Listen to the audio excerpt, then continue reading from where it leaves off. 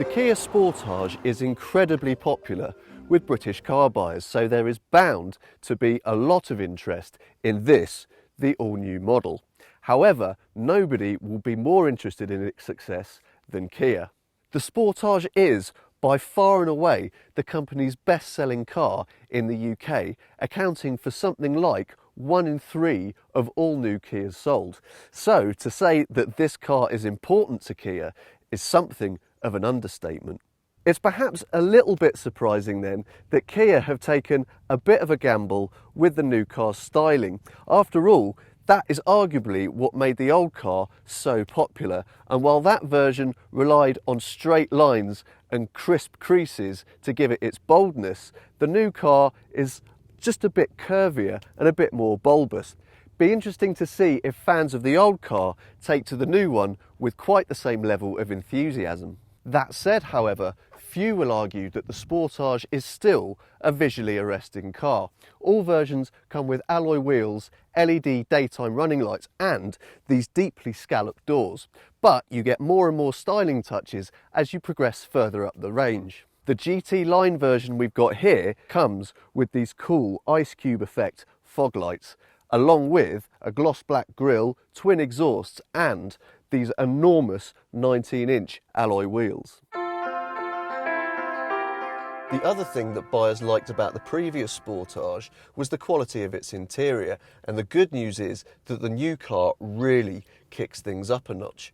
The materials feel dense and classy, the assembly feels solid, and the switches feel precise and robust. Granted, this is a high-spec car, which accounts for the leather seats and the gloss black finish on the centre console, but we've had a route around in some lower spec Sportages this morning, and rest assured they do feel almost as classy. Practicality is another crucial area for owners because most Sportages are used as family cars. And the new car is more practical than ever. There's more distance between the axles, which means more legroom, and there's a fraction more headroom as well. 2 of your 6-foot mates will fit easily back here and be spoiled for room. And because the transmission tunnel is low and flat, a third is going to be comfortable as well. What's more, the boot is a fraction bigger at 491 litres. Sportage buyers have never been short of choice, but the new car offers more than ever before. Not only do you have 5 trim levels to choose from, you also have to make your mind up between the same amount of engines, 2 petrol and 3 diesel. Also, you have to decide between front and 4-wheel drive and a manual and automatic or a twin clutch gearbox.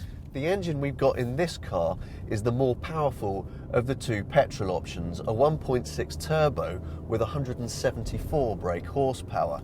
Unfortunately, it doesn't feel anywhere near as strong as that number suggests. All the real poke lies upwards of 3,500 revs, and it feels disappointingly flat below that, so you just find yourself flogging it for far too much of the time.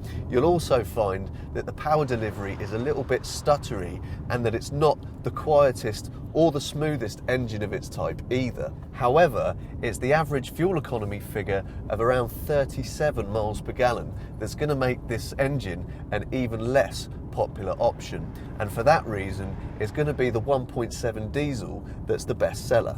Otherwise, the Sportage is a really pleasant car to drive. The handling is actually quite a bit tidier than you might expect because the body control's nice and tight, there's plenty of grip, and the steering is nicely weighted and very direct.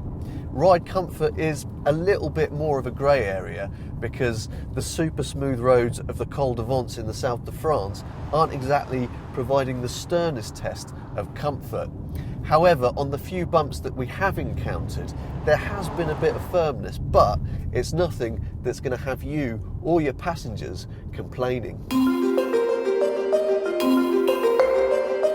It took some trial and error in the early days, quite a bit of error, it has to be said, but with the Mark III, Kia definitely found the recipe for success with the Sportage. It's clear that number 4 builds on the strengths of number 3 with impressive practicality, a high quality interior, loads of kit and an entertaining driving experience. We still need to see if the ride is smooth enough for UK roads and whether people take to those looks. However, if those boxes are checked in the fullness of time, then we can see the 4th generation Sportage being more successful than ever.